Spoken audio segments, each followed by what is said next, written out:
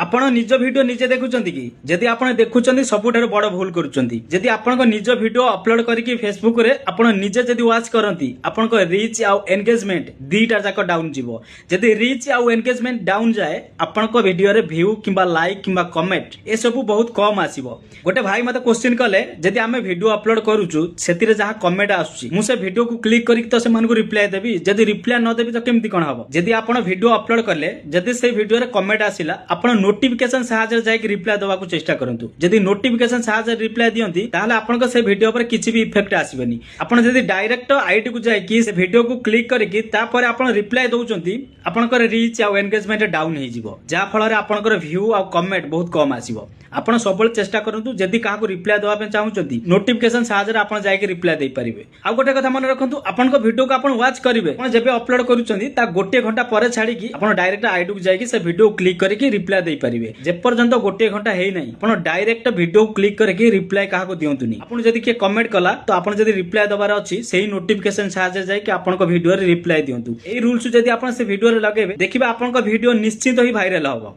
आ आपण को सेही वीडियो रे अधिका एंगेजमेंट आ अधिका लाइक कमेंट निश्चित आसीबो। जदि वीडियो आपको हेल्पफुल लगी था आपन को आईडी रे वीडियो शेयर करंतु।